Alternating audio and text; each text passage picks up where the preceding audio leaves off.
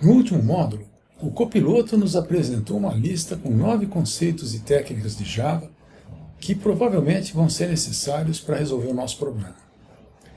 Nós não sabemos nada de Java, mas nesse módulo nós vamos começar a suprir essa deficiência. Antes de começar, não custa nada lembrar que a conversa que eu vou manter com o ChatGPT na sequência é apenas um exemplo. Como você já sabe, o formato é totalmente livre e você pode explorar os caminhos que quiser, esclarecendo suas dúvidas, pedindo explicações mais ou menos detalhadas, exemplos, exercícios para resolver, o que você achar que deve. Lembre-se que a paciência do ChatGPT e a disposição dele para ajudar são inesgotáveis. Você pode alongar e aprofundar esta conversa até onde achar necessário ou conveniente. Nós vimos em algum curso que os comandos das linguagens de programação procedurais, como C, C++, Java, Python, distribuem-se em 5 tipos fundamentais. Conhecendo apenas um comando de cada tipo, preferivelmente o mais genérico, é possível programar para praticamente qualquer algoritmo. Será que é isso mesmo? Perguntamos para o copiloto e aqui está a resposta dele. É possível, né? Desde que a gente conheça atribuição, condicional, iterativo, abstração e a composição de comandos. Já que é assim, vamos revisar os 5 tipos básicos de comando em Java. Primeira coisa, atribuição.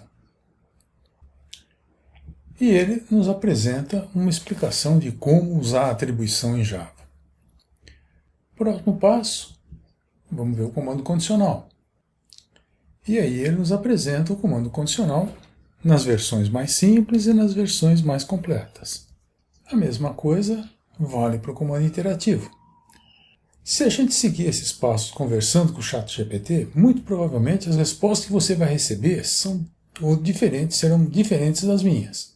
Lembre-se que o modelo é não determinista e explica a mesma coisa cada vez de um jeito.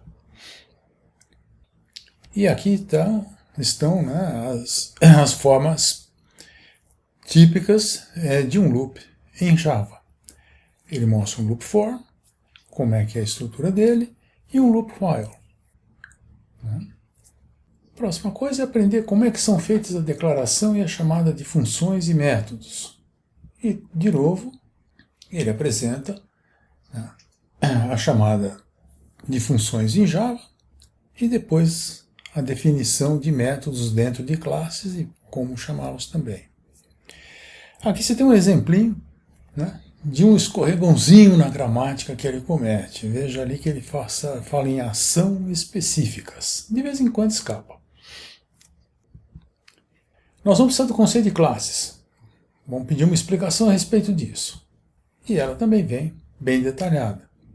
Como é que a gente define uma classe, como é que a gente define variáveis de instância, como é que a gente define métodos e, finalmente, como é que a gente define objetos. Só falta a composição de comandos, que é a última coisa que nós vamos pedir para ele nesta sequência. E aí está um exemplo de como é que a gente cria um bloco de comandos em Java. Infelizmente isso não é o bastante. Nós vamos precisar, lembra daquela lista que ele nos passou, nós vamos precisar tratar de alguns assuntos mais específicos. Por exemplo, como é que a gente manipula strings. E vem de novo uma resposta bem detalhada.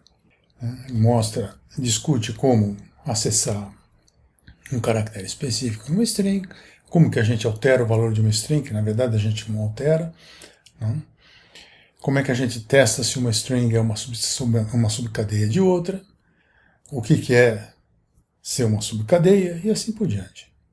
Agora, se as strings são imutáveis, como é que a gente faz para alterá-las? Nós vamos ter que cifrar uma mensagem que implica em alteração de caracteres. Vamos perguntar isso para ele. E aí, ele sugere 2 caminhos que podem ser percorridos para a gente conseguir alterar uma string. Uma é representar essa string como um array de caracteres, um vetor de caracteres, que podem ser modificados, e o outro é usar a string builder, onde a gente vai construindo uma cadeia de caracteres, caractere a caractere. Nós também vamos precisar ler e escrever strings usando entrada e saída padrão. Como é que a gente pode fazer isso em Java? E ele também fornece uma resposta. Nessa passagem, né, a gente supriu as necessidades básicas de Java para poder enfrentar a caminhada. Eu acho que a nossa caixinha de ferramentas está começando a ficar povoada. Nós podemos começar a trabalhar. Se surgir mais alguma dúvida, e vão surgir, a gente esclarece na hora. O próximo passo agora é pensar em como resolver o problema.